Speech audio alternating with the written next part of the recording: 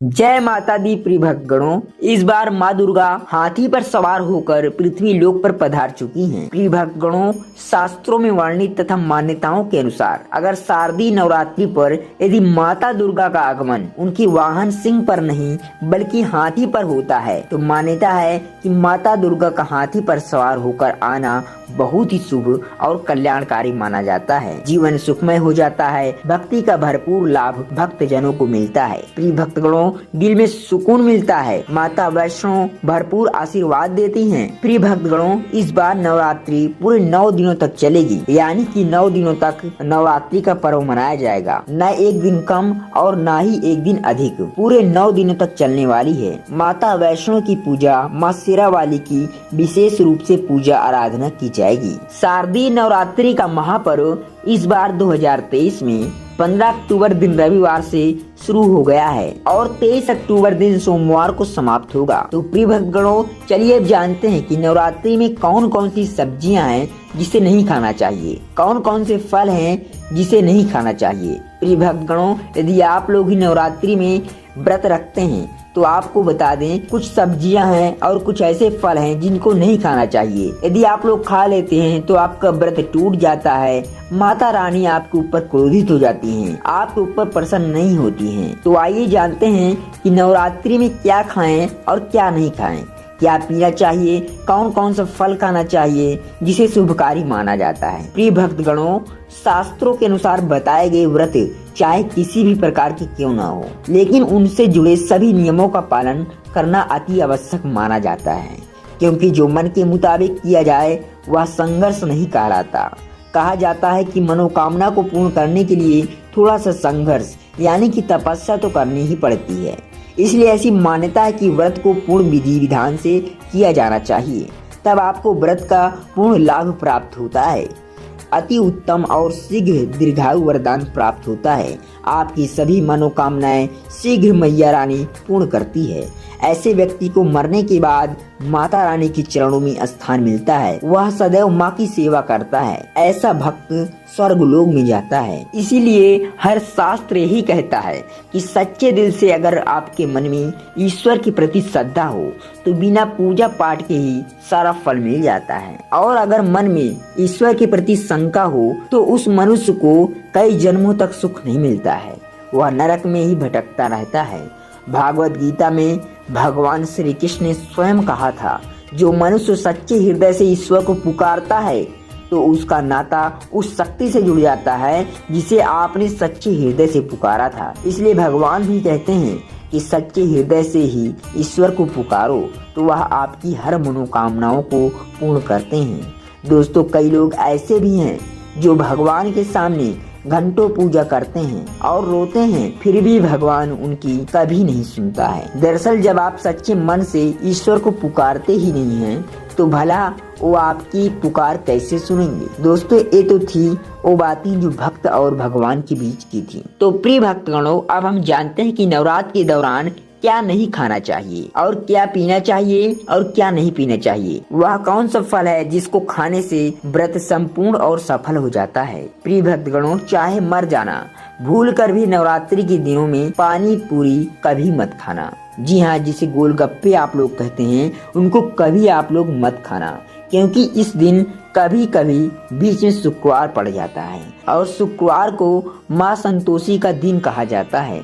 माता संतोषी खट्टी चीज खाने वाले व्यक्ति से हमेशा क्रोधित रहती हैं, नाराज रहती हैं, क्योंकि नवरात्रों में माता संतोषी जागृत अवस्था में हो जाती हैं। माता संतोषी की शक्ति नवरात्रों में कई करोड़ गुना बढ़ जाती है।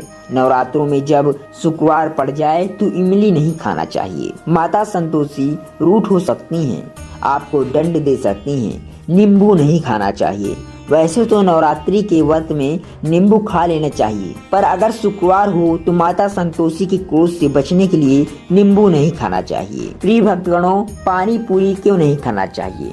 क्योंकि उसमें लहसुन प्याज होता है और खट्टा भी होता है, जो व्रत को भंग कर सकता है, पाप लग सकता है। ध्यान पूर्वक अगर आप शुक्रवार को खट्टा नहीं खाते हैं तो माता संतोषी आपको धन धान्य से माला माल कर देती हैं, आपके घर में अपना वास बना लेती हैं। बस शुक्रवार के दिन, नवरात्रों के दिन इस चीज का त्याग कर देना चाहिए और सभी नियमों का पालन करना चाहिए। नवरात्रों में लहसुन, प्याज और खट्टा, फिर चाहे आपने व्रत भी नहीं रखा है फिर भी आपको शुक्रवार के दिन या अन्य दिनों में लहसुन प्याज नहीं खाना चाहिए। लेकिन हाँ, पानी पूरी आप खा सकते हैं, वो भी जब नवरात्रि समाप्त हो जाए। मेरे प्यारे भक्तगणों, नवरात्रि के दिन सेब जरूर खाना चाहिए। शास्त्रों में बताया जाता है कि भगवान के भोग में सेब आदि जरूर अर्पित किया जाता है। अगर आप व्रत हैं तो आपको सेब जरूर खाना चाहिए। केला, पपीता, तरबूज और मीठे अंगूर जरूर खाना चाहिए। इन फलों से व्रतधारी को शक्ति मिलती है और व्रत संपूर्ण हो जाता है। मेरे प्यारे भक्तगणों, शास्त्रों में बताया जाता है कि नवरात्रों के दिन सीताफल जरूर खाना चाहिए। सीताफल खाने से 20 ऐसी बीमारियां हैं जो खत्म हो जाती हैं। प्रिय भक्तगणों, माना जाता है कि नवरात्रों के दिन में सीताफल का घर में प्रवेश होना बड़ा ही शुभ माना गया है। सीताफल खाने से नवरात्रि का व्रत सफल हो जाता है, क्योंकि इसमें माता सीता का आशीर्वाद मिला हुआ होता है। माना जाता है कि भगवान राम के वनवास के दौर में माता सीता ने यही फल खाया था। नवरात्रि के दौरान इसे जो भी खाता है उसे दुखों का सामना नहीं करना पड़ता है। सीताफल आपको जरूर खाना चाहिए। माता सीता प्रसन्न हो जाती हैं और आशीर्वाद देती हैं। मेरे प्यारे भक्तगणों, नवरात्रों में तेल की तली हुई हरी मिर्च खा सकते हैं, लेकिन कम मात्रा में खाना है। व्रत के दौरान ज्यादा तीखा नहीं खाना चाहिए। व्रत में तीखा खाने से व्रतधारी की जो पेट की जो आंतें होती हैं उसमें जख्म हो सकते हैं, क्योंकि इस दौरान हम व्रत का पालन करते हैं तो हमारे पेट में कुछ नहीं होता है। इसलिए हल्का खाना खाना सर्वोपरि और उत्तम माना जाता है। इससे हमारे शरीर में ऊर्जा की भरपूर जरूरत जो होती है पूरी हो जाती है। आप आलू का पानी पी सकते हैं। रसीले आलू जरूर खाना चाहिए। दोस्तों, नवरात्रों में भिंडी की सब्जी जरूर खानी चाहिए। भिंडी में कई ऐसे पोषक तत्व होते हैं जो हमारे हड्डियों को मजबूत बनाते हैं। और नवरात्रों में बैगन की सब्जी जरूर खानी चाहिए।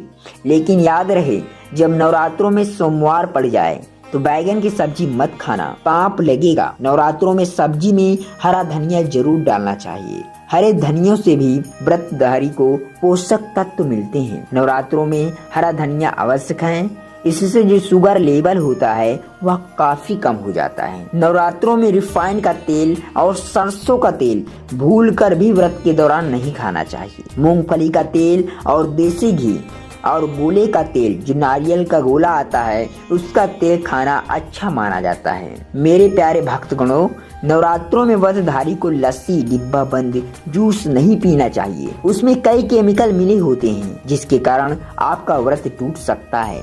जब भी आप फलों का जूस पिए तो याद रखें उसमें नमक न डालें, नहीं तो व्रत टूट जाएगा। साथ ही जूस में बर्फ भी नहीं डालनी चाहिए। यदि आप लोग जूस पी रहे हैं तो उसमें बर्फ नहीं डालनी चाहिए। प्रिय दर्शकों, नवरात्रि के दौरान सिंघाड़े का आटा या कुट्टू का आटा खाने से पहले यह देख लें कि आटा पुराना नहीं होना चाहिए, क्योंकि पुराने आटे में कीड़े वगैरह पड़ जाते हैं जिसके कारण आपका व्रत टूट सकता है, क्योंकि यह छोटे छोटे कीड़े हमें दिखाई नहीं देते हैं और आपके मुंह तक पहुंच जाते हैं। ऐसा आटा खाना मतलब कीड़े मकोड़े का मांस खाने के बराबर माना गया है। प्रिय भक्तगणों, नवरात्रि के दौरान आप शाम के समय खाने में दही ले सकते हैं, आलू वगैरह भी खा सकते हैं, आलू की चिप्स भी खा सकते हैं, साबूदाने की टिकिया बनाकर भी खा सकते हैं, साबूदाने की खिचड़ी भी खा सकते हैं आप लोग। प्रिय भक्तगणों, कई ऐसी सब्जियां हैं जो नवरात्रि के दौरान भोजन में शामिल कर सकते हैं।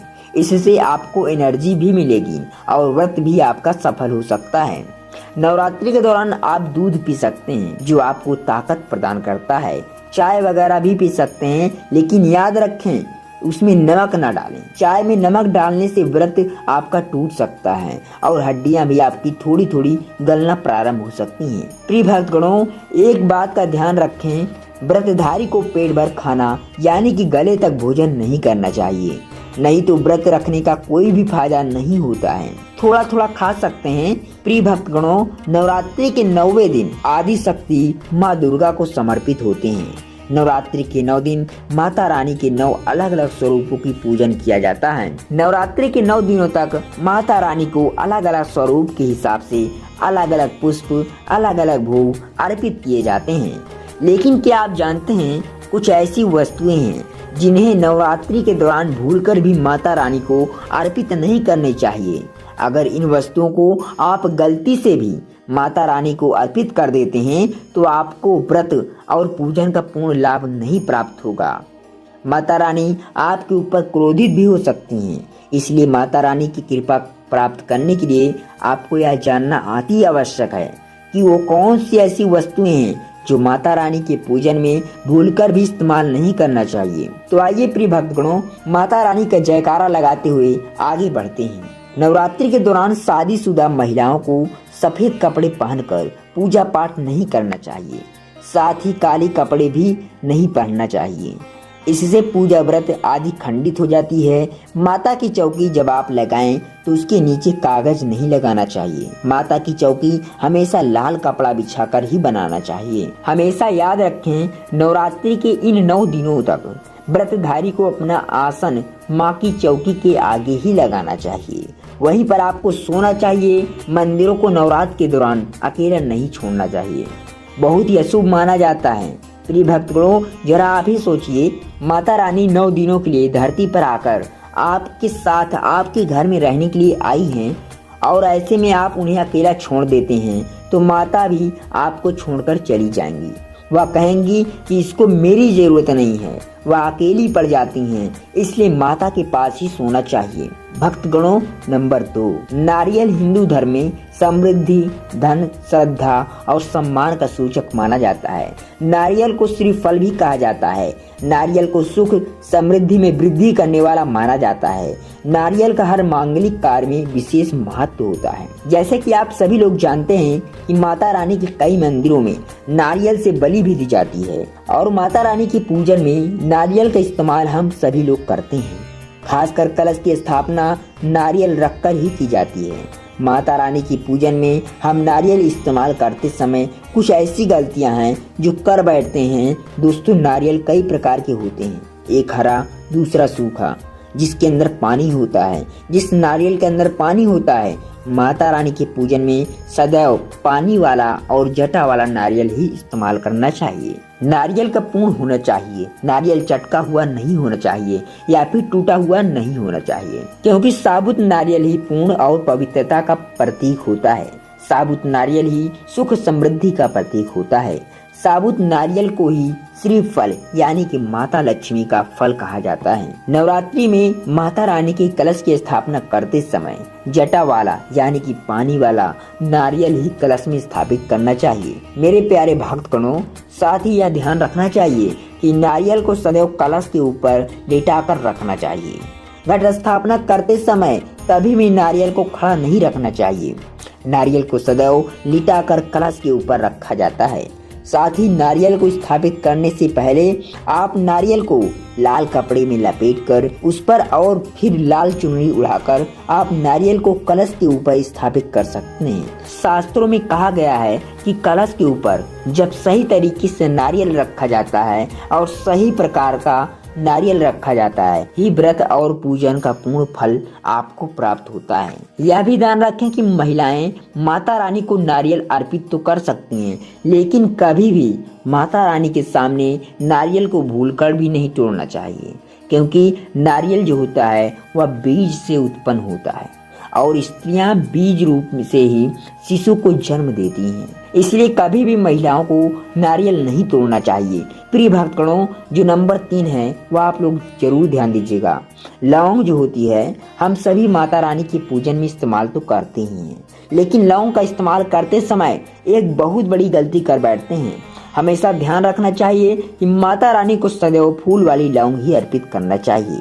जिस लौंग के ऊपर फूल नहीं होता है या फिर जिस लौंग के पीछे लकड़ी की डंडी नहीं होती है, उसको आप माता रानी के पूजन में भूलकर भी इस्तेमाल नहीं करें। फूल वाले लौंग को ही पूर्ण रूप से माना जाता है और माता रानी के पूजन में कोई भी अपूर्ण वस्तु, कोई भी खराब वस्तु, टूटे हुए अक्षत इस्तेमाल नहीं करने चाहिए। इसलिए सदैव माता रानी की पूजा में फूल वाली लौंग का ही इस्तेमाल करना चाहिए। प्रिय भक्तगणों, नंबर 4, तुलसी के पत्ते अर्पित नहीं करने चाहिए। माँ दुर्गा के पूजन में तुलसी पत्र का इस्तेमाल करना वर्जित माना जाता है। तुलसी पत्र के अलावा आंवला भी माता रानी को अर्पित नहीं करना चाहिए और दूर्वा भी माता रानी को अर्पित नहीं करना चाहिए। दूर्वा भगवान श्री गणेश को अति प्रिय है। नवरात्रि में आप भगवान श्री गणेश को दूर्वा अर्पित कर सकते हैं। भगवान विष्णु को तुलसी के पत्ते अवश्य अर्पित कर सकते हैं, लेकिन माता रानी को भूलकर भी तुलसी के पत्ते या दूर्वा के पत्ते अर्पित न करें। माता रानी को सफेद फूल भी अर्पित नहीं करना चाहिए। मेरे प्यारे भक्तगणों, माता रानी को सदैव लाल रंग के फूल अर्पित करने चाहिए। लाल रंग के फूल माता रानी को बहुत प्रिय है। खासकर माता को गुड़हल और कमल के फूल अति प्रिय हैं। शास्त्रों में बताया जाता है कि घर में माता रानी की 2 या 3 मूर्तियां या फिर फोटो नहीं होने चाहिए।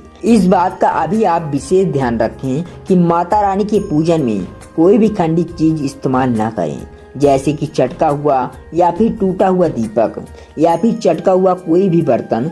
साथ ही यह भी ध्यान रखें कि लोहे की और प्लास्टिक की बर्तन आप माता रानी के पूजन में इस्तेमाल ना करें, क्योंकि प्लास्टिक के चाइनीज बर्तन हड्डियों के पाउडर से मिलकर बनते हैं। ऐसा ना करें। ऐसे बर्तनों को माता रानी के पूजन से सदैव दूर रखें। प्यारे भक्तगणों, माता रानी को जो पुष्प अर्पित कर रहे हैं उन्हें सूंघे हुए नहीं होने चाहिए, यानी कि आप उनसे जो सुगंध है उसको नहीं सूंघना चाहिए। या फिर गे हुए फूल या फिर मुरझाए हुए फूल माता रानी को कभी भी नहीं अर्पित करना चाहिए, नहीं तो माता रानी क्रोधित हो सकती हैं।